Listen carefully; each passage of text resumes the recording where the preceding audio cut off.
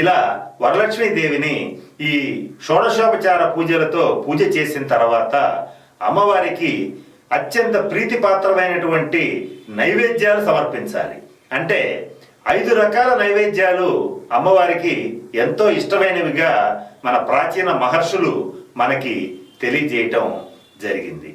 అయితే ఈ నైవేద్యం పెట్టే విధానంలో కూడా మన కామ్యం ఉంటుంది. అంటే మనం ఒక కోరికతో గనక ఒక నైవేద్యాన్ని అమ్మవారికి సమర్పించినట్లయితే ఆ కోరిక తీరుతుంది.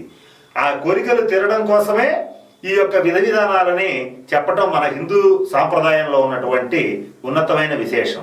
అంటే వేరే రకాలుగా కాకుండా జీవితంలో ఏ కోరికలు మీకు ఉండటానికి వీల్లేదు, మీరెందుకు పనికిరారనేటువంటి పిచ్చి భావనలు మనలో రానియకుండా ప్రతి కామ్యాన్ని తీర్చుకోండి. అంటే ధర్మబద్ధమైనటువంటి ప్రతి కోరికని మీరు తీర్చుకొని సంతోషంగా జీవించి సంతోషంగా వెళ్ళిపోండి అని చెప్పటమే మన హిందూ సాంప్రదాయంలో ఉన్నటువంటి ముఖ్యమైన గొప్పతనం.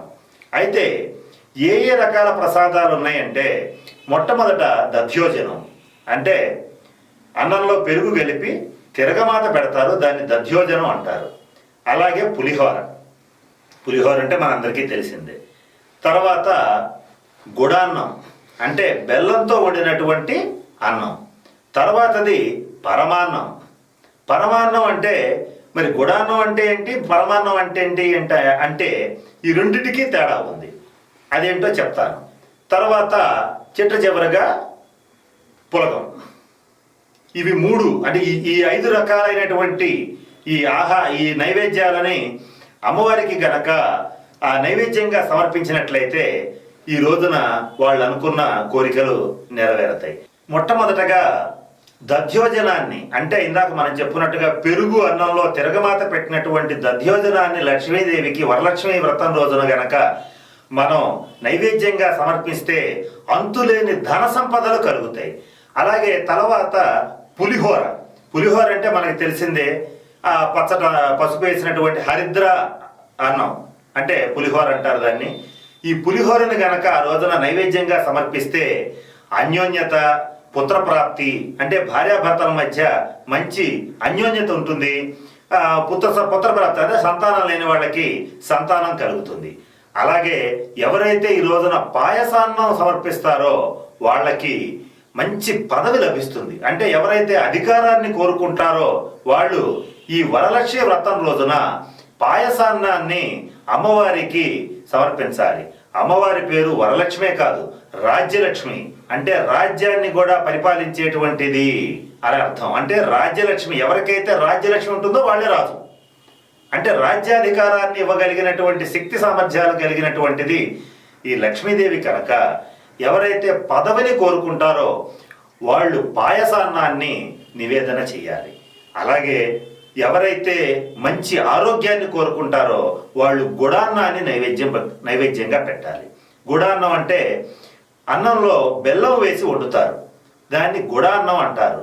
కాబట్టి ఎవరైనా సరే దీర్ఘకాలిక రోగాలతో బాధపడేటువంటి వాళ్ళు ఎవరైతే ఉంటారో వాళ్ళు ముఖ్యంగా గుర్తుపెట్టుకోవాల్సిన అంశం ఏంటంటే ఆ రోజున గుడాన్నాన్ని అమ్మవారికి గనక నివేదన చేసినట్టయితే ఎవరెవరైతే అనారోగ్యవంతులు ఉంటారో, దీర్ఘకాలంగా రోగాలతో బాధపడే వాళ్ళు ఉంటారో వాళ్ళకి ఖచ్చితంగా ఉపశమనం లభిస్తుంది.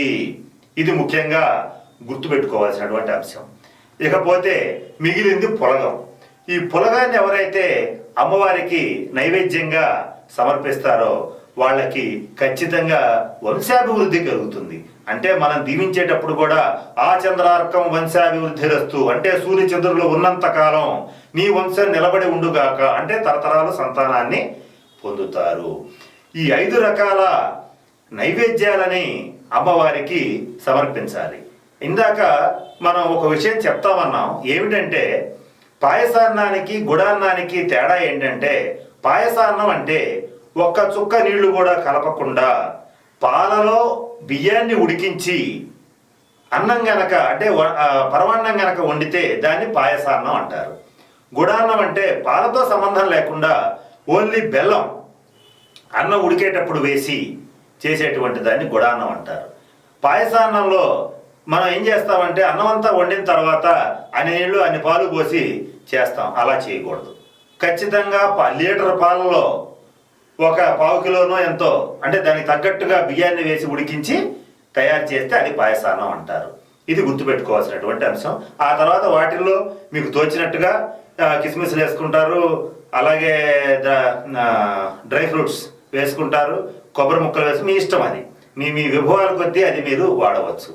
ఈ రకంగా సశాస్త్రీయంగా శుచిగా ప్రసాదాలని తయారు చేసి అమ్మవారికి నివేదన చేస్తే వాళ్ళు ఇందాక నేను చెప్పినట్లుగా ఆయా ఫలితాలని పొందుతారని చెప్పడంలో ఏమాత్రం సందేహం లేదు. అలా షోడశ ఉపచారాలతో అమ్మవారిని పూజించి నైవేద్యాలు సమర్పించాలి.